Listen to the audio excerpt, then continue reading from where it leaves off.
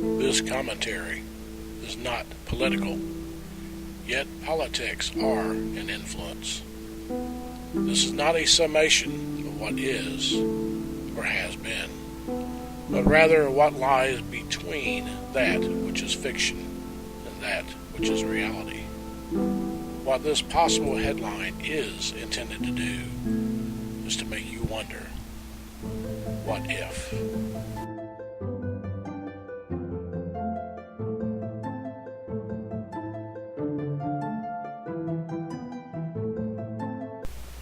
Used to be, when someone had a brilliant idea, people pictured it as a light bulb turning on above their head.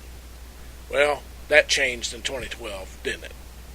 In case you forgot, our democratic government decided, without any comment from you, to pass the Energy Independence and Security Act of 2007, or HISA. This mandated the phase-out of incandescent light bulbs. 100-watt incandescent bulbs could not be sold after 2012, 75-watt bulbs after 2013, and the 40 and 60-watt bulbs are now out after 2014. The government reasoning: incandescent bulbs waste energy, and that in turn contributes to global warming.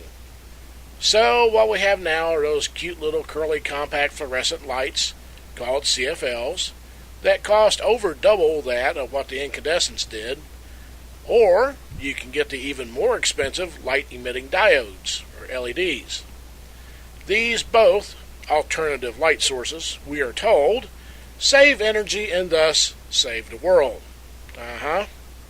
Did the government, in its hurry to give you savings on your electric bill and prevent global warming, also tell you about the mercury vapor that's inside those cute little curly bulbs?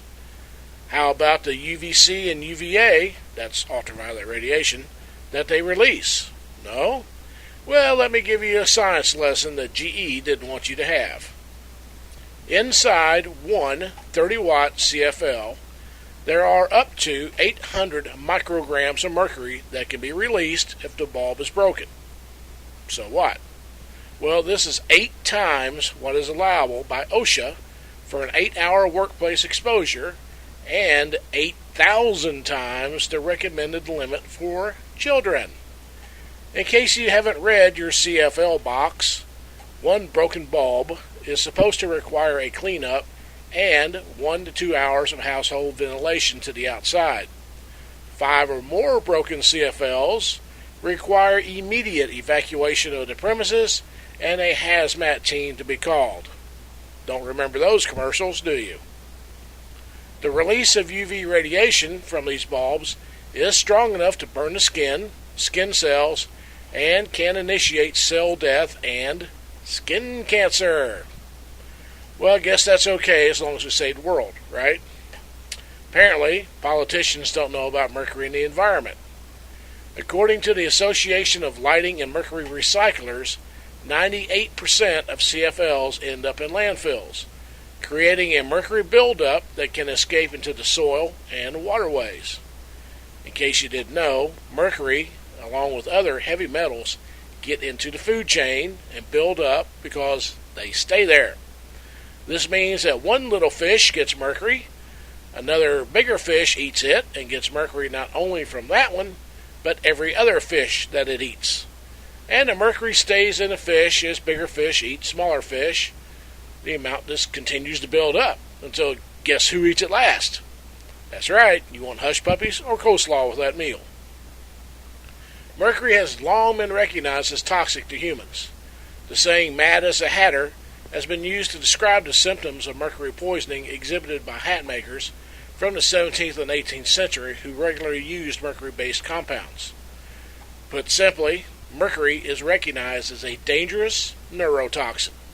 That means they're poison to the nervous system, particularly to the developing brains of unborn children, infants, and young children, but adults are included in the damage as well. Oh, there's a whole host of nerve problems caused by mercury poisoning, and it would take quite a bit of time to cover. Let's just say in short, mercury not good. LEDs lack the mercury vapor, save even more energy, but they are expensive. However, what's going to be the CFL alternative?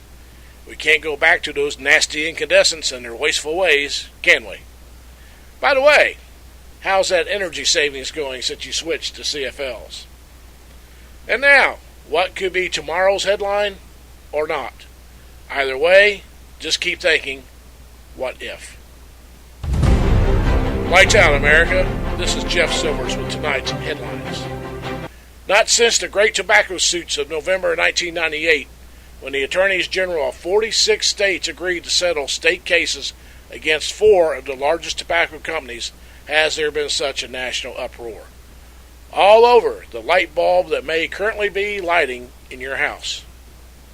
Last year, a coalition of 32 lawyers representing 54,000 people filed suit against the U.S. Department of Energy and the top 6 manufacturers of compact fluorescent lights. The suit, in essence, claims as early as 2005, before the Energy Independence and Security Act of 2007, which banned incandescent bulbs, was passed. The government and manufacturers knew of the inherent health and environmental risks posed by the compact fluorescent light, but ignored or actively hid the facts from the public in order to get the ESA passed. According to attorneys and medical professions involved in the suit, the production of ultraviolet radiation produced by CFLs in the home has now caused a 38% increase in cases of melanoma and a 32% increase in vision problems. There has also been an 18% increase of child neurological problems directly traced to the mercury vapor inside the bulbs that is released in the home when they are broken. The Environmental Protection Agency has stated that mercury contamination along landfills has increased by over 850%. Some water systems next to landfills have been closed to the public due to the toxic levels of mercury. CFL manufacturers deny any claims of influencing government officials to write or pass the ESA, even though financial records indicate immense increases in profit by the manufacturing of CFLs over incandescent bulbs. Government officials also deny any wrongdoing, although it should be noted that shortly after the ESA was passed, 12 to 18 officials retired from their government posts and became board members or highly placed officials in those companies producing CFLs. Due to the possible repercussions, the White House today has immediately banned the sale of all CFLs pending their independent investigations into the health and environmental risks. It is rumored that should this go to the Supreme Court and they favor the suit, there will be a mandatory recall of CFLs and that the manufacturers will be required to pay for all environmental cleanup, CFL disposal, and provide customers with replacement LED lights. Defendants of the CFL manufacturers have commented that any such ruling would result only in the companies going bankrupt and a literal return to the Dark Ages.